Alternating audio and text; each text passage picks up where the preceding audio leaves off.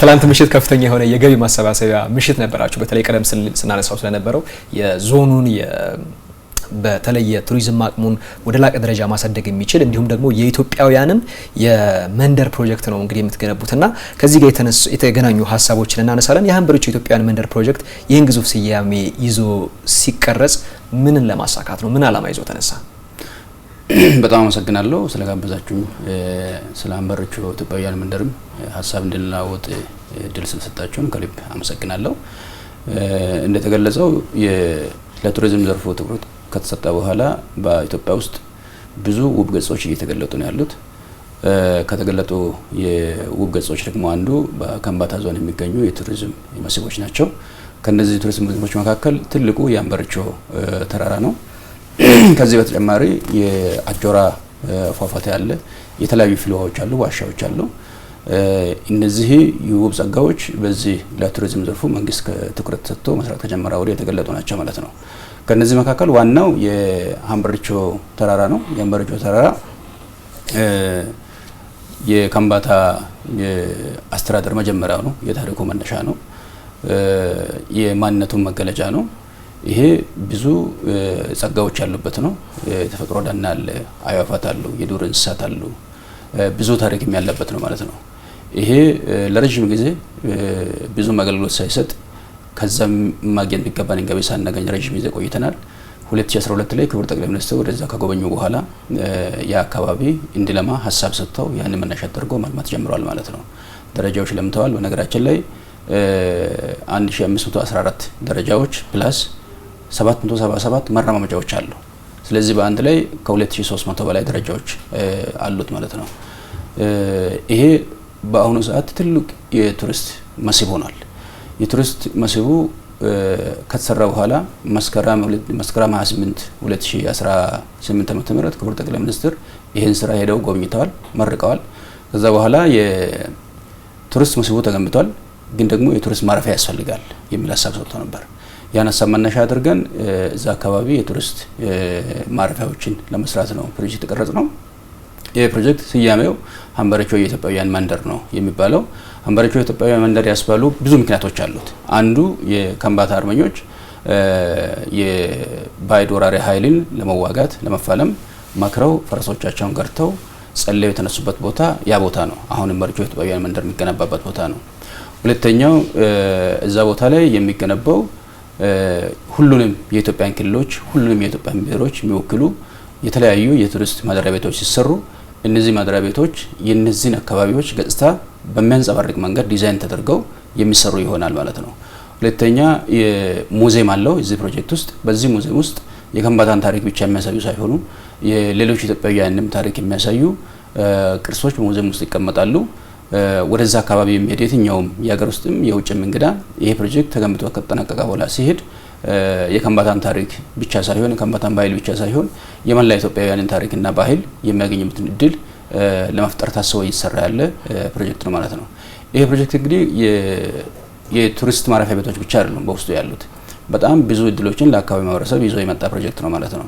ያ አካባቢ ከዱራሜ ከተማ 8 እስከ 10 ኪሎ ሜትር ላይ ነው ያለው። በተራራው ግርጌ ነው የሚገኘው። እዛ አካባቢ የንጹህ ውሃ መጠጥ አገልግሎት ያለበት አይደለም፣ የማብራት አገልግሎት ያለበት አይደለም፣ የቴሌኮም አገልግሎት በደንብ የሚሰራበት አካባቢ አይደለም። እነዚህን መሰረተ ልማቶች ጭምር ይዞ ይሄዳል ማለት ነው። ስለዚህ ይሄ ፕሮጀክት በሚገነባበት ጊዜ በዚህ ፕሮጀክት መገንባት ምክንያት የአካባቢ ማህበረሰብ የነዚህ መሰረተ ልማቶች ተጠቃሚ ይሆናል ማለት ነው። እሱ ብቻ ሳይሆን አካባቢ አርሶ አደር የሚኖርበት አካባቢ ነው። ይሄ ፕሮጀክት ሲገነባ አንዱ የፕሮጀክቱ አካል ተደርጎ እየተሰራ ያለው እዛ አካባቢ ያለውን አርሶ አደር የግብርና አመራረት ዘይቤውን ዘመናዊ ማድረግ ነው። የወተት ላም እርባታ ያረባል፣ ግን ባህላዊ ነው። ይሄን ዘመናዊ ያደርጋል። የዶሮ የስጋና የእንቁላል ዶሮ እርባታን ዘመናዊ ያደርጋል። የማር ልማትን ዘመናዊ ያደርጋል። የአትክልትና የፍራፍሬ ልማትን ዘመናዊ ያደርጋል። የአሳ ልማትም እዚህ ውስጥ ተካቶበታል። ስለዚህ በአጠቃላይ ከመሰረተ ልማት አቅርቦት ባሻገር እዛ አካባቢ ያለውን ህብረተሰብ እዛ አካባቢ ያለውን አርሶ አደር አኗኗር ሙሉ በሙሉ ዘመናዊ ያደርገዋል ማለት ነው። ይሄ እዛ አካባቢ ዘመናዊ በሚሆንበት ጊዜ ምርታማነት እንዲያድግ እድል ይፈጥራል። ይሄ ምርታማነት በሚያድግበት ሰዓት በመንደሩ ውስጥ የሚሄዱ እንግዶች የሚያስፈልጋቸውን ምርት ከማቅረብ ባሻገር ትርፍ አምርተው ለአካባቢ ከተሞች ጭምር የሚያቀርቡበት ሁኔታ ይኖራል። በአጠቃላይ የአካባቢውን በኢኮኖሚም በማህበራዊም ያነቃቃል። ተጨማሪ ደግሞ ትምህርት ቤትና ክሊኒክም ጭምር ይገነባል በዚህ ፕሮጀክት ውስጥ ማለት ነው። ስለዚህ ለኮሚኒቲው ዘመናዊ ትምህርት ቤት በተለይም የቅድመ መደበኛ ቅድመ አንደኛ ትምህርት ቤት ነው የሚገነባው። ክሊኒክ አቅራቢያቸው ያለም ክሊኒክ የሚገነባል። የነዚህ ሁሉ ፕሮጀክቶች በዚህ ውስጥ ያሉ ፕሮጀክት ነው እና ፕሮጀክቱ ይሄን ይመስላል ማለት ነው። መልካም። ከእንግዲህ የገቢ ማሰባሰቢያ እያደረጋችሁ ነው። ፕሮጀክቱ ከገቢ ማሰባሰቢያው በኋላ የዲዛይንና ግንባታው ምን ያህል ወጪ ይፈጃል ብላችሁ ታስባላችሁ?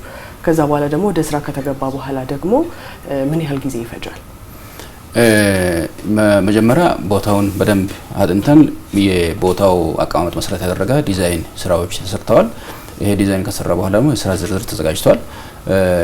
ይሄ ፕሮጀክት አጠቃላይ ግንባታው እስከ 3 ቢሊዮን ብር ሊፈጅ ይችላል ተብሎ ይወሰዳል። የብዙ ፕሮጀክቶች በውስጡ ስላሉ መንገድ አለው፣ የውሃ መሰረተ ልማት አለ፣ ማብራት አለ፣ ልዩ ልዩ የሁለገብ የስፖርት ሜዳዎች አሉ። እነዚህን የመሳሰሉ ፕሮጀክቶች በውስጡ ያሉት ነው። ስለዚህ እስከ 3 ቢሊዮን ብር ሊፈጅ ይችላል ስራው። ይሄ ስራ በአንድ ጊዜ የሚሰራ አይደለም፣ በምዕራፍ ተከፋፍሎ የሚሰራ ነው የሚሆነው። ይሄ በምዕራፍ ተከፋፍሎ በሚሰራበት ጊዜ የመጀመሪያው ፌዝ ላይ የቱሪስት ማደሪያ ቤቶች እንደዚሁም የተለያዩ ቅድም ያልኳቸው የግብርናን ልማት ስራዎች ዘመናዊ የማድረግ የስብሰባ አዳራሾች፣ ሙዚየሞችን የመስራት ስራዎች ይሰራሉ። እነዚህ በመጀመሪያው ምዕራፍ እስከ 3 ዓመት ባለው ጊዜ ውስጥ ይጠናቀቃሉ ብለን እናስባለን። ከዛ በኋላ ደግሞ ቀጥሎቹ ሌሎች የፕሮጀክቱ አካል የሆኑ ስራዎች ደግሞ ቀጣዮቹ ባሉት 2 ዓመታት ይሰራል። በአጠቃላይ ስራው እስከ 5 ዓመት ሊፈጅ ይችላል ማለት ነው። በጣም ጥሩ። በተለይ እንግዲህ ሀምበሪቾ ተፈጥሯዊ አቀማመጡ በራሱ የቱሪዝም መስህብ እንዳደረገው በቅርቡ ጠቅላይ ሚኒስትር ዶክተር አብይ አህመድ በስፍራው ተገኝተው ምስክርነት እንደሰጡ እናስታውሳለንና በተለይ አሁን የያዛችሁት ፕሮጀክት በእውን ሲሆን በምን ያህል ደረጃ ነው ለአካባቢው ተጨማሪ ነገር የሚሰጠው? ይሄ ፕሮጀክት እውን ሲሆን ለአካባቢም ለክልሉም ለሀገርም ትልልቅ ፋይዳዎችን ይዘው የመጣ ፕሮጀክት ነው የሚሆነው። አካባቢው እንደሚታወቀው ከፍተኛ የሆነ ስራ አጥነት ያለበት አካባቢ ነው። የህብረተሰቡም አኗኗር በከፍተኛ ደረጃ የተጠጋጋ አኗኗር ያለበት አካባቢ ነው። በዚህ አካባቢ የፕሮጀክት ስራው ከጀመረበት ጊዜ አንስቶ ፕሮጀክቱ ተሰርቶ ተጠናቆ አገልግሎት ሲሰጥ በብዙ ሺህ የሚቆጠሩ ስራ አጦችን ወደ ስራ እንዲገቡ ያደርጋል ማለት ነው። ስለዚህ የስራ እድልን መፍጠር ትልቅ አቅም ያለው ነው። ሁለተኛው እንደ አካባቢም እንደ ክልልም እንደ ሀገርም ከቱሪዝም ዘርፎ የሚገኘውን ገቢ በከፍተኛ ደረጃ ያሳድጋል። ይሄ ብቻ ሳይሆን ኢትዮጵያ እንግዲህ በጣም ውብ ሀገር ናት። ውበቷ በደንብ ሳይገለጥ ለረጅም ጊዜ ይኖራል። ይሄ ውበት ክቡር ጠቅላይ ሚኒስትር ዶክተር አብይ አህመድ ወደ ስልጣን መጥተው ኢትዮጵያ ያላትን ጸጋ ለይተው እነዚህን ጸጋዎች ማውጣት ከጀመሩ በኋላ የኢትዮጵያ ውብ ጸጋዎች በእጅጉ እየተገለጡ ከገቢ ማስገኘት ባሻገር የሀገርን ገጽታ እየቀየሩ ያሉ ናቸው ማለት ነው። ስለዚህ የሀገር ገጽታ መቀየሪያ አንዱ ማዕከል ይሆናል ማለት ነው። ይሄ ቦታ የሀገር ገጽታ መቀየሪያ አንዱ ማዕከል ይሆናል። ወደዚህ ቦታ የሚመጡ እንግዶች ኢትዮጵያውያን ብቻ አይደሉም። ከኢትዮጵያም ውጪ ከተለያዩ ሀገሮች አሁንም እየመጡ ናቸው። አሁን የቱሪስት ማረፊያ በሌለበት መስህቡን ለመጎብኘት ብዙ ሀገር ቱሪስቶች ወደዛ ይመጣሉ። እነዚህ ቱሪስቶች ሲመጡ ተፈጥሮን ብቻ ለሚያዩት የሀገርን ገጽ ጭምር ነው የሚመለከቱት ማለት ነው። ይሄ የሀገርን ገጽታ ከመቀየር አኳያ ትልቅ ዋጋ ያለው ፕሮጀክት ነው። ከዛ ባሻገር ለዚህ ፕሮጀክት ጋር ተያይዞ የሚሰሩ መሰረተ ልማቶች ከተማውንና ገጠሩን ያስተሳስራሉ። በተለይ ዱራሜ ከተማን ከፕሮጀክቱ ጋር ቀጥታ ስለሚያስተሳስረው የዱራሜን ከተማ በከፍተኛ ደረጃ ያነቃቃል። እሱም ብቻ ሳይሆን በዙሪያ ያሉ ከተሞችንም ያነቃቃል። አጠቃላይ ከክልሉም ከቱሪዝም ዘርፉ የሚያገኘውን ገቢ በከፍተኛ ደረጃ ስለሚያሳድግ ፋይዳው ብዙ ነው ማለት ነው። የከምባታ ዞን ዋና አስተዳዳሪ አቶ አረጋ እሸቱ እንግዲህ ስለ ሀምበሪቾ የኢትዮጵያውያን መንደር ፕሮጀክት የገቢ ማሰባሰቢያና እንግዲህ በመጪው ጊዜ ደግሞ ለኢትዮጵያ ምን ማለት ነው የሚለውን እዚህ በቀጥታ ስቱዲዮአችን ተገኝቶ ለሰጡ ማብራሪያ እናመሰግናለን። መልካም ቀን ይሁንልዎት።